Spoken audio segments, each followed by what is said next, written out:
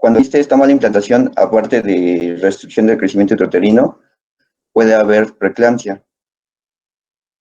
En la mujer, pues la ganancia deficiente de peso, que tenga una constitución pequeña, o sea, ya genéticamente la madre está, o sea, el feto está predispuesto a ser pequeño, una nutrición deficiente, trastornos de la alimentación, incluso el abuso de algunas sustancias como puede ser el tabaco y la cocaína.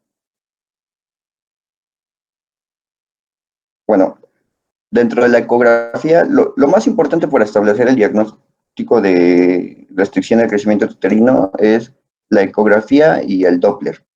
Dentro de la ecografía hay dos criterios. Uno es el peso fetal estimado y el otro es la circunferencia abdominal. Bueno, estas son las fórmulas para sacar el peso fetal estimado. Y esto se le llama perfil biofísico. El Doppler es la mejor arma diagnóstica que tiene el médico para prevenir que haya una muerte fetal, porque se van a medir el índice de pulsatilidades de varias arterias. Primero la arteria umbilical, la arteria cerebral media, el ductus venoso. Aquí están las edades gestacionales y bueno, se ve más o menos los percentiles de cómo tiene que ir el flujo hemodinámico. Hay 4 tipos de clasificación para restricción del uterino. El peso fetal estimado bajo del percentil 3. El índice de pulsatilidad de la arteria uterina está mayor a 0.95.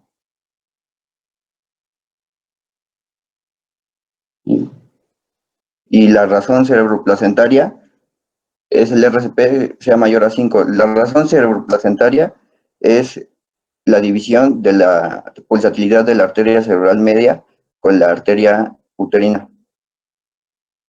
El tipo 3 es un peso fetal estimado menor a 10,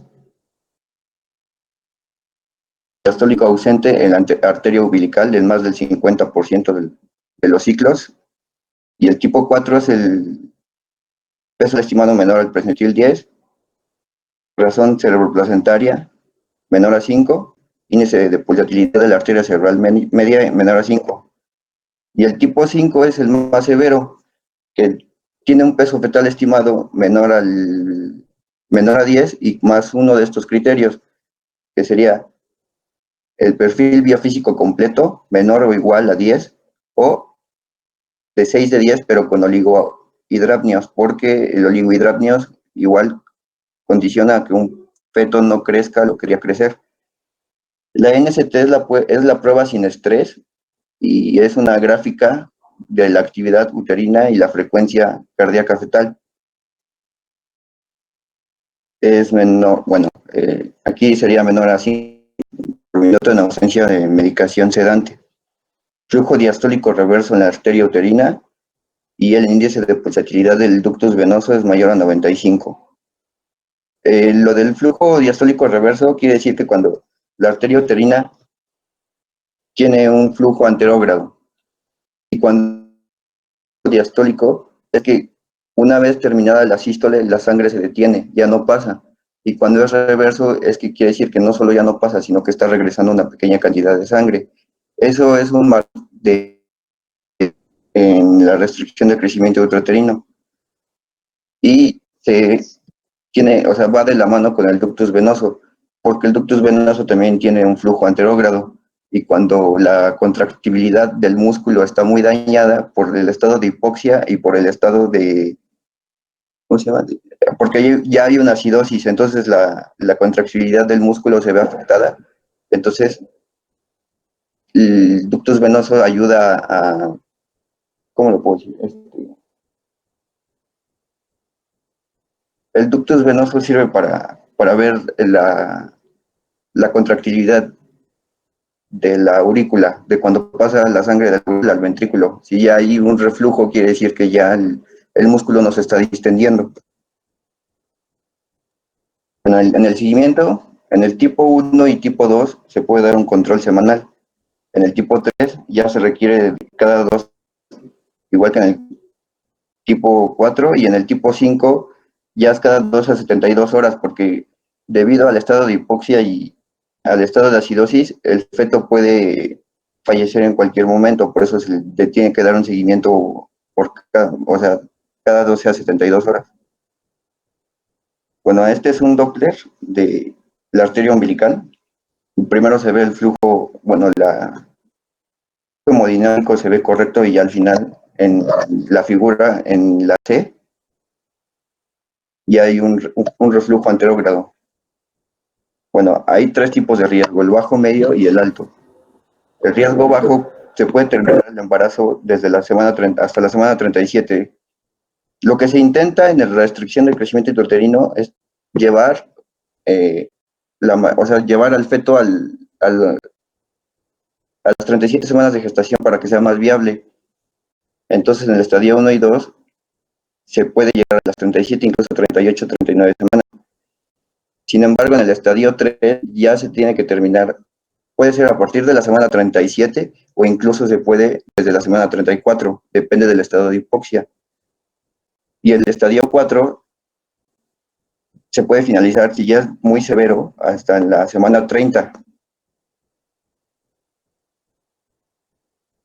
Bueno, esta es una calculadora, aquí puse el link, donde se anotan todos los criterios que les acabo de mencionar, lo del ductus venoso, la arteria umbilical, y se calcula más o menos cuándo sería viable que se termine el embarazo. Es una calculadora de la Universidad de Barcelona. Bueno, también hablan sobre tratamiento farmacológico. Esto es principalmente para la maduración pulmonar. Se da betametasona 12 miligramos intramuscular por 2 dosis y 4 horas. Esto se da a partir de la semana 34. El ácido acetil salicílico lo puedes empezar desde la semana 24, y funciona porque en un 80% de las pacientes que utilizaron ácido acetil salicílico se bajó, o sea, el índice de preeclampsia. Sirve para preeclampsia el ácido acetil salicílico. Y la dexametasona se da 6 miligramos intramuscular por 4 dosis cada 12 horas.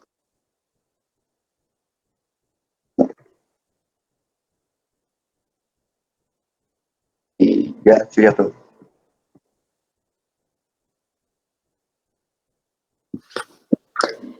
Preguntas que tengan.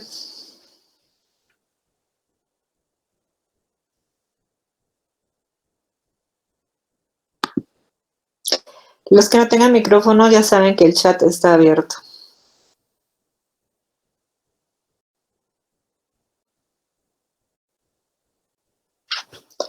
¿No tienen preguntas? Sí, doctora, yo tengo una. Vanessa, te escucho.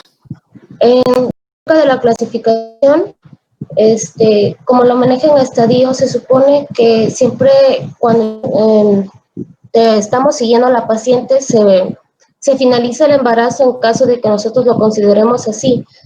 A pesar de que nosotros estemos dando inductores de la maduración, casi siempre termina, doctora, por ejemplo, en un estadio tipo 4 a las 26 semanas. No. ¿Puedes poner los estadios, por favor, Marco? Mira, Vanessa, una de las cosas que tienes que tomar en cuenta es que los fetos tienen un periodo de maduración, y ese periodo de maduración no se logra exclusivamente con la maduración pulmonar. El organismo en general tiene que estar adaptado para vivir de manera externa. El comentario aplica a que un prematuro, y el que tú me estás mencionando, estamos hablando de un producto con un parto prematuro, con producto inmaduro. ¿Y esto qué conlleva? Bueno, conlleva a que este feto estás tratando de inducción pulmonar. Sin embargo, toma en cuenta que una de las primeras capacidades, independientemente de controlar la temperatura, de poder respirar, segundo elemento, controlar la temperatura, tercer elemento, alimentarse. ¿Cuál es el problema con la alimentación? el feto va a tener la capacidad de succionar, ¿sí? Es un reflejo que puede tener, pero no consigue aún deglutir, y en los fetos en los que tú estás mencionando esa edad gestacional, ni succiona ni deglute. Vas a tener que estar alimentándolo por sonda hasta que primero aprenda a succionar y posteriormente a deglutir. Si no consigue esto, evidentemente tienes que hacer un manejo por vía parenteral, o sea, hablando de sonda o bien alimentación a través de catéter.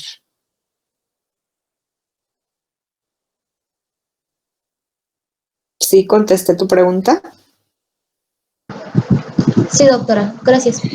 Aquí el punto del retraso en crecimiento intrauterino es que tú no seas terapéutica, sino que seas resolutiva. ¿A qué voy? El problema es la madre porque tiene un problema de lupus. Voy a controlar el lupus para mejorar la dinámica de flujo de placenta y que empiece a tener un crecimiento adecuado. La señora tiene un problema de desnutrición. Ok, entonces lo que voy a dar es suplementación para que la señora alcance un adecuado nivel de nutrientes para el feto. La señora tiene un EPOC. Esto está traduciéndose en una mala función ventilatoria. Haré lo necesario para que las condiciones pulmonares mejoren. La señora es una diabética. Ok, entonces mejoro sus niveles de glicemia para poder mantener una homeostasis corporal adecuada. Es hipertensa. ¿Sí me explico? Salvo que la causa de la restricción en el crecimiento sea por una malformación congénita, no tienes manera de ayudarle. Fuera, sí puedes buscar los factores que condicionan el retraso en crecimiento intrauterino y hacer que este avance. Si te das cuenta, ninguno está metido en el orden de las 26 semanas para finalizar el embarazo, sino todos están contemplando mínimo semana 34. Yo te diría, cuando menos semana 31, cuando menos. Pero aquí mínimo te están poniendo semana 34. ¿Contestó la duda que tenías? Sí, doctora. ¿Alguien más? Doctora, ¿me escucha? Mario, sí, perfecto. Ok. Un estadio 3, perdón, un estadio 4 ya habla de un mal pronóstico definitivo. Puedes poner tu imagen de Doppler, creo que es la 11.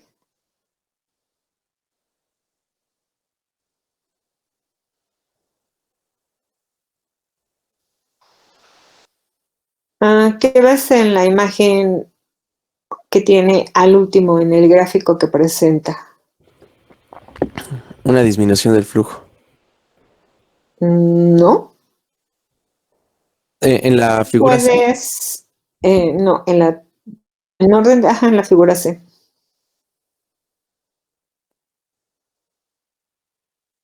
Mm,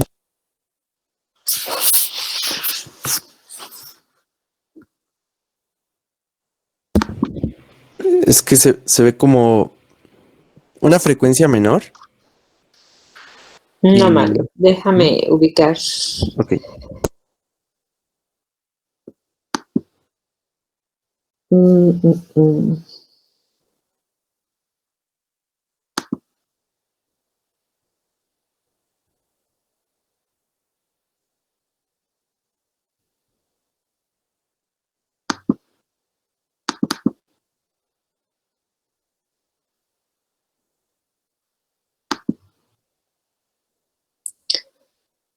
¿Puedes dejar de presentar, por favor?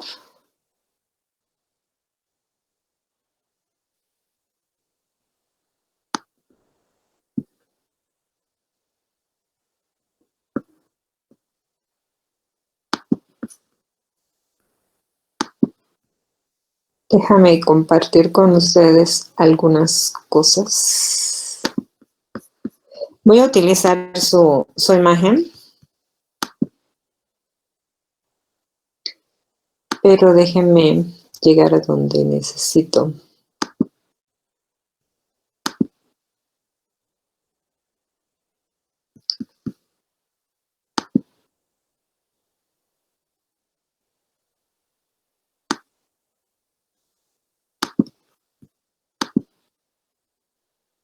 Ya están viendo la imagen de él, ¿no? ¿Tienen en pantalla? Sí. Sí, doctora, las diapositivas. Ok. Ah, pero yo no la tengo completa, Marco. No, es que le hice unas correcciones, pero ¿cuál imagen anda buscando? Ya me di cuenta.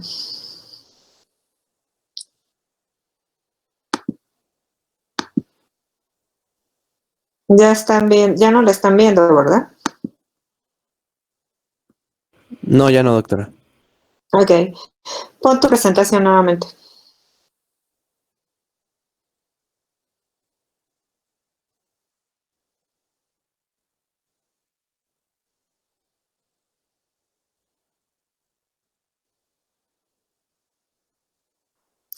Pon tu presentación, por favor. Sí, permítame, doctora, es que me está fallando el internet un poquito. Bueno, Mario, lo que yo quería explicar es que evidentemente cuando tú tienes una imagen como la C que él tiene, que ya no pude mostrárselas, automáticamente lo que tú generas es una sístole, diástole que él no les explicó y que tendría que haberles explicado. ¿Ya puedes ponerla en pantalla? La necesitamos.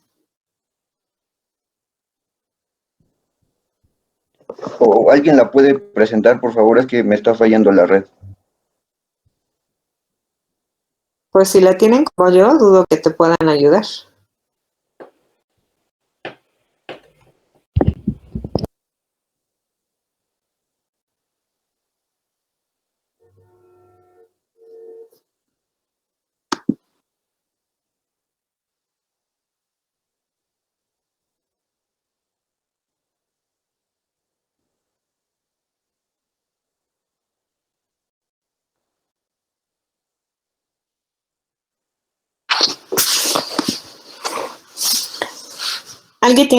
¿Alguno de ustedes tiene Jamboard?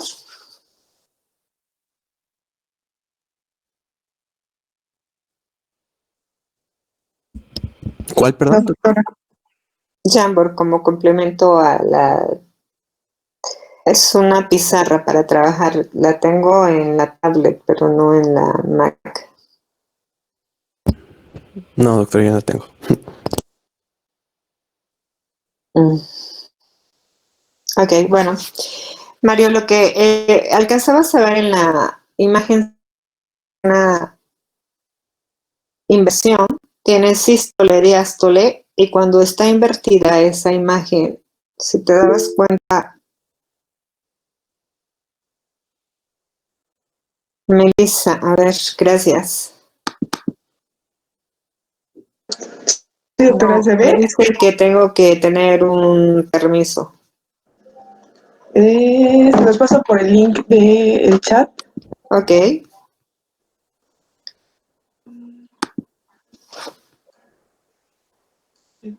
Editor, copiar. Yo sí puedo entrar. tú sí puedes tener. Ah, mira. Si no, a mí me pide un permiso. Creo que ya en ese último link que mandé. Me aparece la pantalla en blanco. ¿Es para poder trabajar en ella? Sí, sí, es completamente nueva. Es que no, nunca lo he usado. Ah, es ya la que te comentaba. Sí, es que había Ok, leído alguna configuración por acá. gracias. Sí, doctora.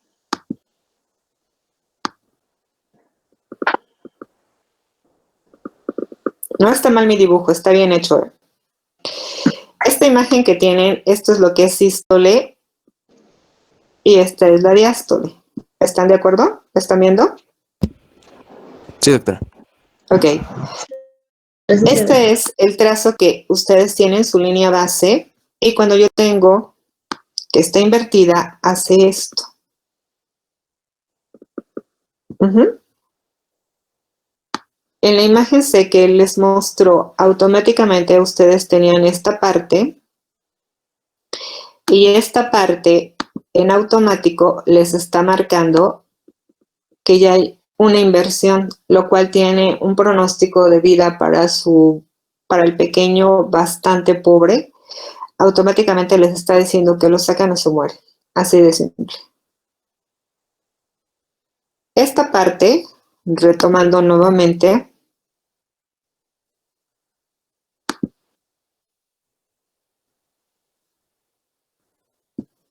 use el láser.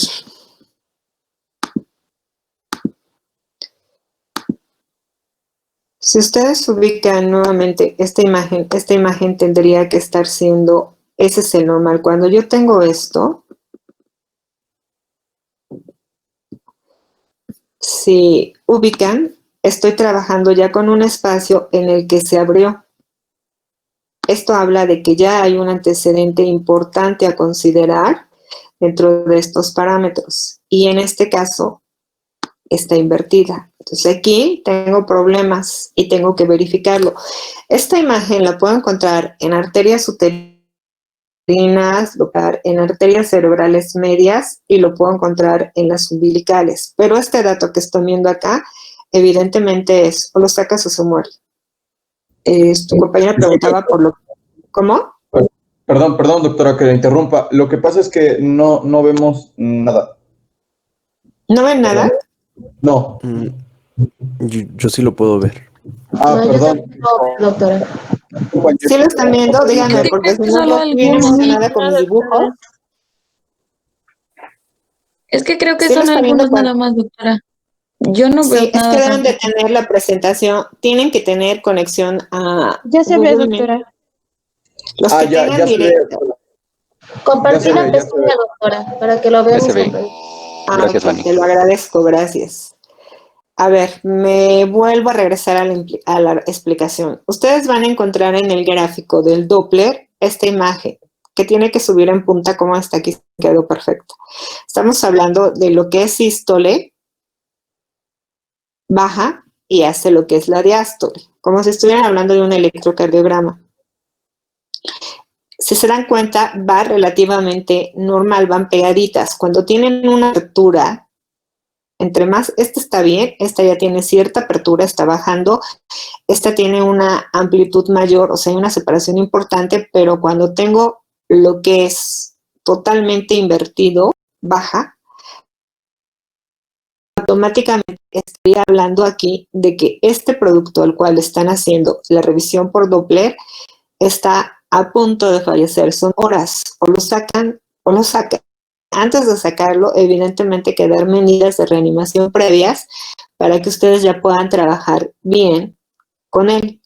De lo contrario, si lo saco con esto, sin haber tenido medidas de reanimación, a ver, las medidas de reanimación no van a tener que ser, porque no tienen que ser horas, una hora exagerando en lo que estoy preparando la situación para que puedan entrar a quirófano.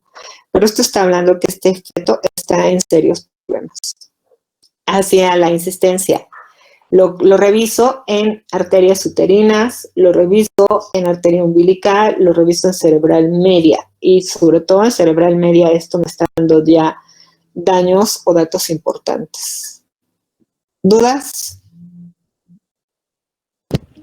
No, doctora. Sí, muchas gracias por permitirnos llegar al enlace. Gracias, Melissa. Te debemos una, porque si no, no podríamos haber terminado esto. Sí, doctora, no hay problema. ¿Alguien más?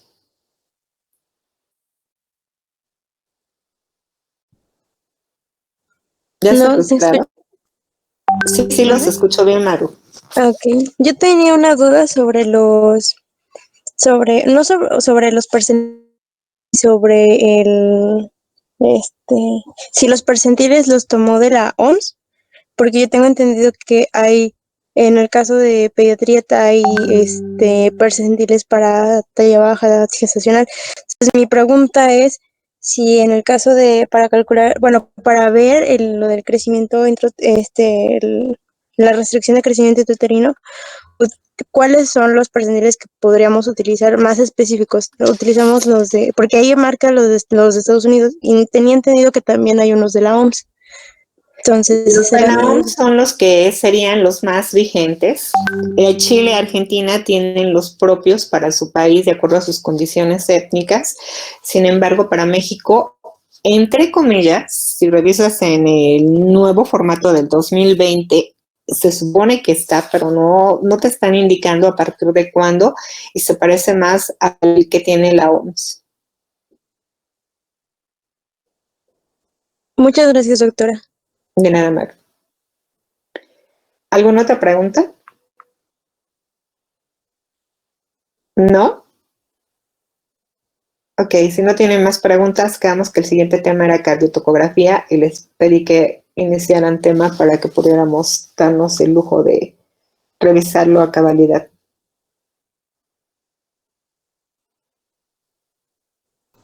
Sí, doctora, me toca a mí, ahorita la presento. Quiero que revisen el tema bien porque seguramente van a tener muchas dudas. Retraso en crecimiento intrauterino y pérdida de bienestar fetal van entrelazados y llevan por ahí un gran problema que de pronto no se dan cuenta hasta que no están leyendo. Cuando gustes, Katia.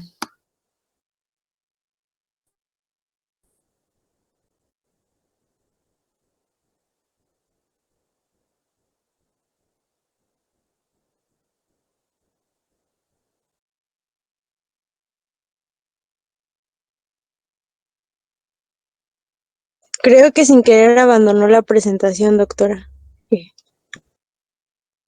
No la presentación, si no se salió. Ok, vamos a esperar a que pueda regresar mientras preguntas que tengan de cardiotocografía o de retraso en crecimiento intrauterino, lo que tengan como duda. Perdón, doctora, es que me sacó la aplicación. No te preocupes, estamos aquí haciendo conexión de dudas que tengan o que estén pensando que van a tener. Si revisan su tarea, eso puede ser su tablón. Lo que tienen de tarea puede ayudarles a entender cuáles van a ser sus dudas. ¿Alguno de ustedes puede ingresar a su propio... Ah, bueno, no, ya está presentando, Liren.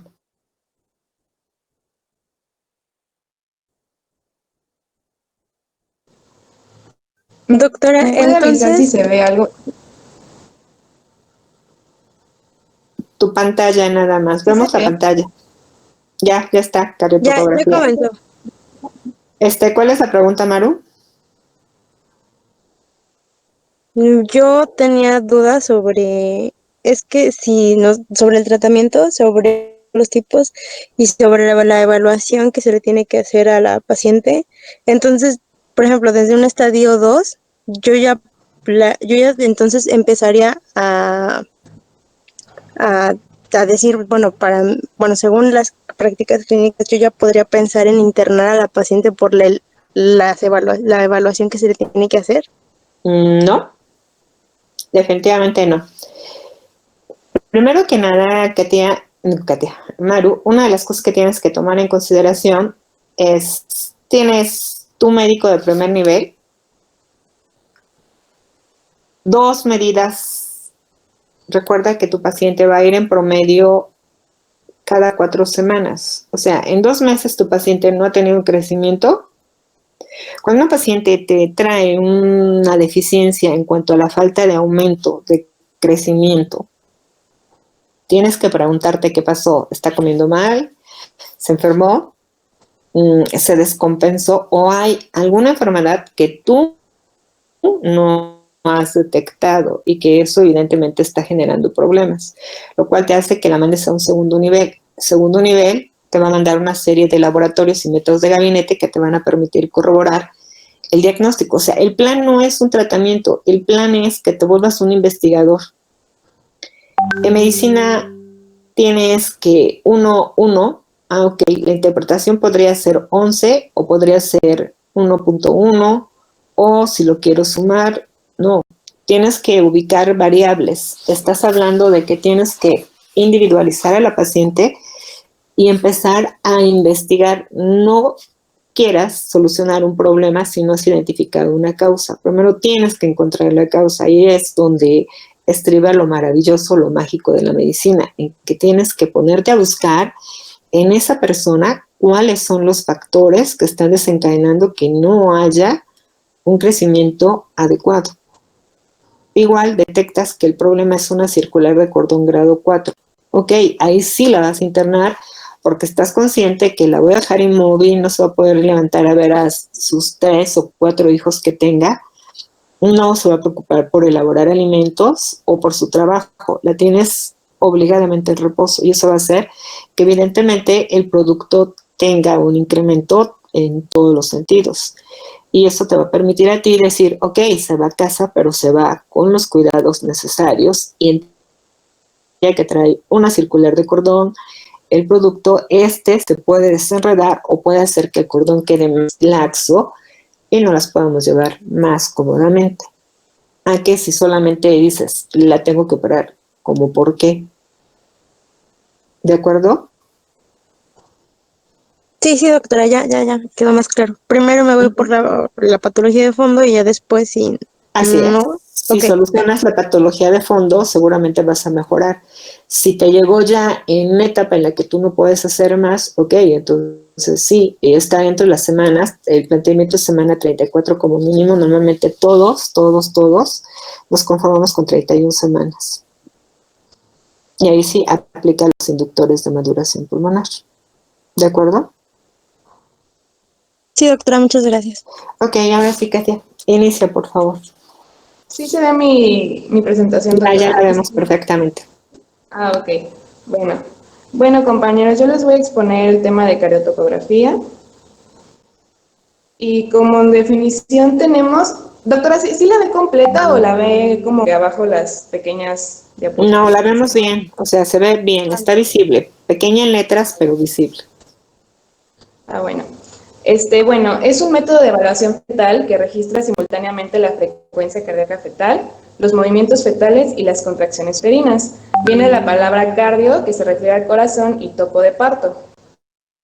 El registro va a permitir al obstetra valorar el latido cardíaco fetal durante la última etapa de la gestación y la respuesta del feto a las contracciones durante el trabajo de parto y hasta el nacimiento. Bueno, vamos a tener que esta vigilancia electrónica del feto van a haber dos tipos. Una va a ser la interna o directa y la otra va a ser la externa o la indirecta. Dentro de la directa tenemos que se va a medir la frecuencia cardíaca fetal mediante un electrodo espiral bipolar que se va a colocar en el cuero cabelludo del feto. El segundo polo es una ala metálica sobre el electrodo. Los líquidos corporales vaginales van a crear un puente eléctrico salino que permite medir las diferencias de voltaje entre los dos polos y los otros alambres del electrodo van a estar unidos a otro electrodo, pero en el muslo de madre para eliminar interferencias eléctricas. Lo malo de este método es que es invasivo y puede ocasionar la rotura de membranas. Por eso solamente se va a utilizar en situaciones especiales.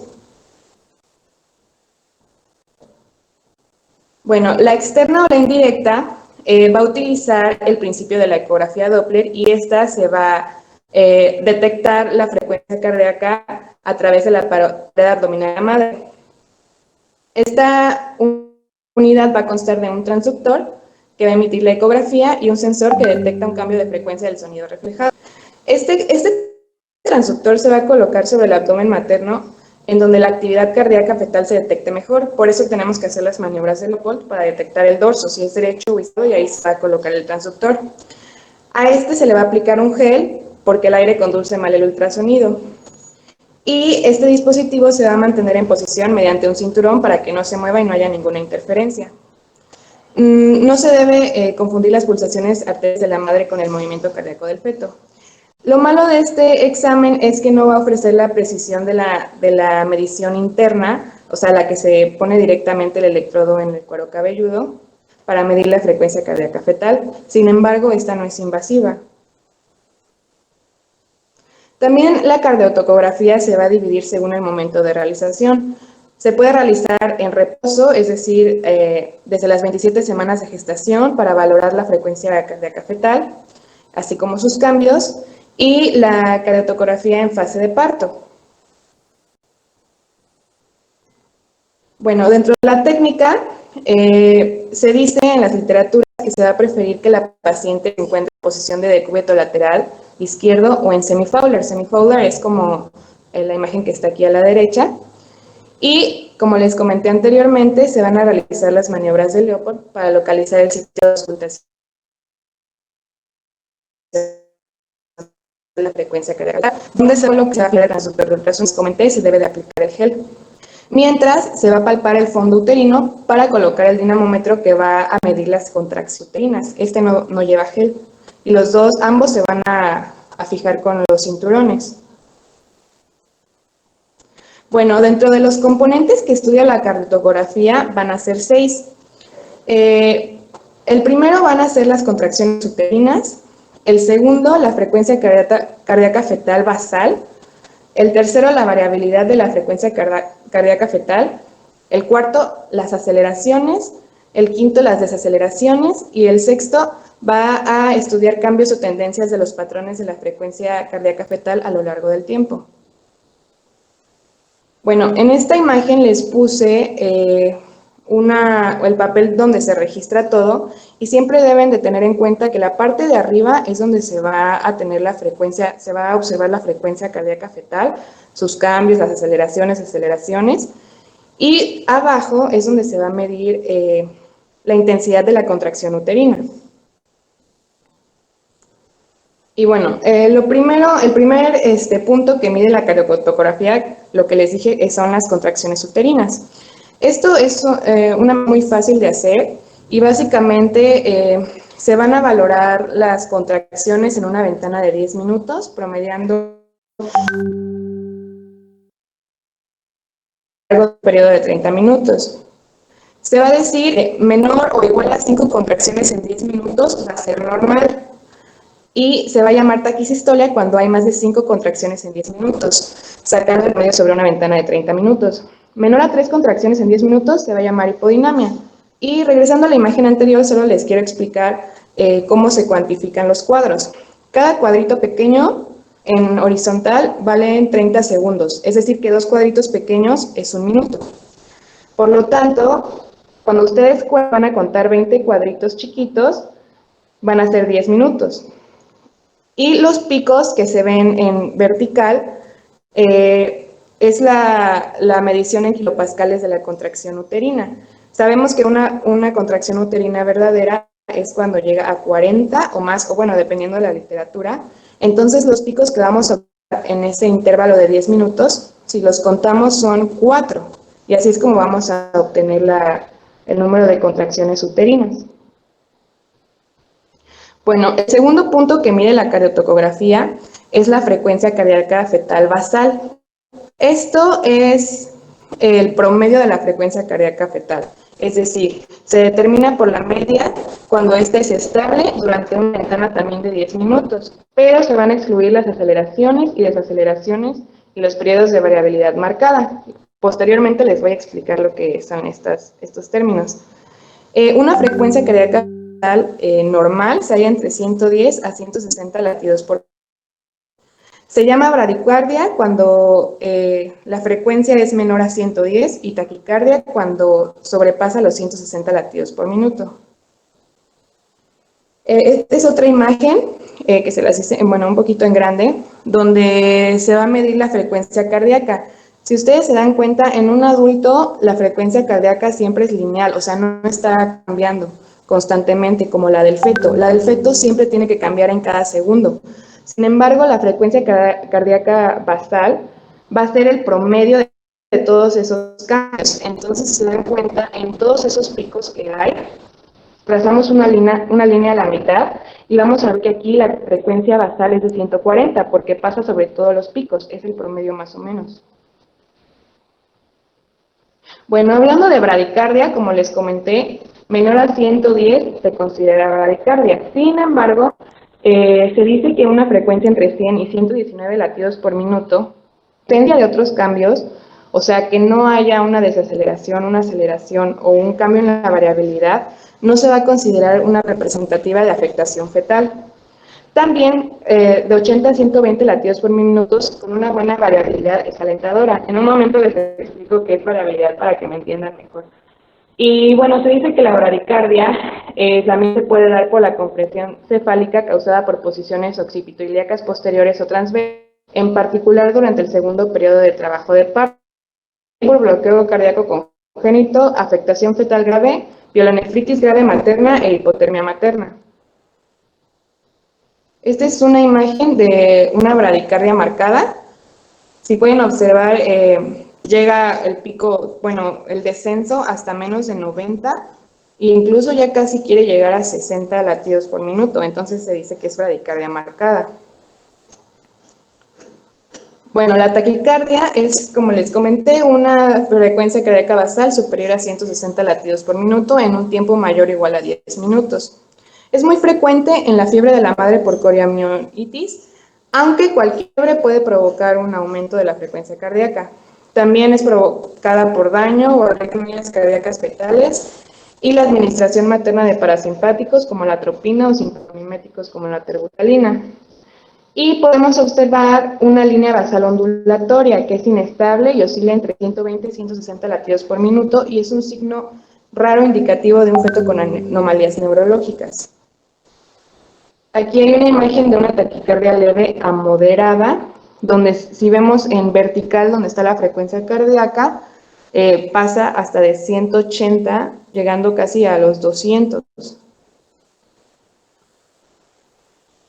Bueno, el tercer punto que estudia la cardiotocografía es la variabilidad latido a latido, también variabilidad de la línea basal. Estas van a ser fluctuaciones cardíaca fetal de la línea de base que son irregulares en amplitud y frecuencia y por lo general son causadas por el impulso positivo y negativo simpático y parasimpático a través del nódulo senoauricular y producen oscilación de un momento a otro de la frecuencia cardíaca basal. Una variabilidad normal se dice que es de 6 a 25 latidos por minuto y vamos a dividirla en 4. Cuando es ausente no vamos a ver amplitudes, es decir, no vamos a ver ningún pico, va a ser lineal. También se llama ritmo silente. La mínima es una amplitud que varía entre indetectable y menor a 5 latidos por minuto, y algunas otras bibliografías mencionaban que va de 5 a 10 latidos por minuto, y también se llama un patrón bajo. La moderada va a ser una amplitud entre 6 latidos por minuto y 25 latidos por minuto, o de 10 a 25, y es un patrón ondulatorio normal, y la marcada va a ser mayor a 25 latidos por minuto o saltatoria. Y bueno, esta imagen es de una variabilidad normal y una normal. Como les dije, esos picos siempre deben existir, o sea, nunca debe de ser lineal porque entonces puede que el feto esté en sufrimiento. Entonces, cuando hay picos, si ven la línea, o sea, un cuadrito pequeño en vertical mide 5 latidos por minuto, y si se dan cuenta, estos picos sobrepasan los 5 latidos, por lo que está dentro de lo normal, 5 a 25 latidos. Esa es una buena variabilidad. Sin embargo, en la imagen de la derecha vamos a tener que el patrón es casi lineal, o sea, no hay ningún pico y ni siquiera sobrepasa los 5 latidos por minuto, por lo que se va a llamar variabilidad baja. Un incremento en la variabilidad se puede deber a, conforme avanza el embarazo, se va a observar que va aumentando. También el aumento de la actividad fetal y en una frecuencia cardíaca baja se puede observar un incremento de variabilidad. Sin embargo, en la disminución, esto sí es como de preocupación, porque digamos que cuando está aumentada, significa que pues, el feto no está en sufrimiento. Sin embargo, cuando está disminuida, se relaciona mucho con la acidemia fetal. Incluso se dice que este criterio es el signo aislado más confiable de afectación fetal. Si hay disminución, es probable que haya acidemia materna grave por cetoacidosis diabética, que la administración de analgésicos durante el trabajo de parto la haya causado, o depresores del sistema nervioso central como narcóticos, barbitúricos, fenotiacinas, tranquilizantes y anestésicos generales. Incluso el sulfato de magnesio puede producir disminución de la variabilidad. Bueno, en esta imagen, este es de Williams por si la quieren checar. En el número 1, vamos a observar, como les comenté, una variabilidad ausente. O sea, esta lineal, si se dan cuenta, no hay picos. Entonces, quiere decir que hay un problema. En la segunda, vamos a ver una variabilidad mínima. O sea que van a ser de menor a 5 latidos por minuto. Tampoco suben mucho, significa que también puede haber problemas. En la tercera es la moderada o normal, que va de 5 a 25 latidos por minuto, y así se debe ver una frecuencia cardíaca fetal con variabilidad de 5 a 25, o sea, deben de haber picos. La cuarta es una variabilidad acentuada, es decir, que va a sobrepasar los 25 latidos por minuto. Y el quinto es un patrón sinusoidal que les explicaré más adelante. Hasta ahí nos quedamos, Katia. Ya no nos da tiempo de avanzar más. Mañana terminamos el tema. Me da gusto que hayan podido iniciar el tema porque seguramente muchos se quedaron con una cara de no entendí. Sí. Y eso los va a obligar a ponerse a estudiar y mañana seguramente va a ser un lenguaje que ya medio puedan entender y terminando clase deben de entenderlo, pero tienen que leer. De lo contrario, si tuvieran su respuesta, estarían todos divirtiéndose en la cara de los demás. Entonces, evidentemente, esto genera muchas preguntas, muchos cuestionamientos. Pónganse a leer para que mañana el tema lo podamos ver completamente. ¿De acuerdo? Sí, doctora. Que tengan buena tarde. Gracias. Tienen buena tarea.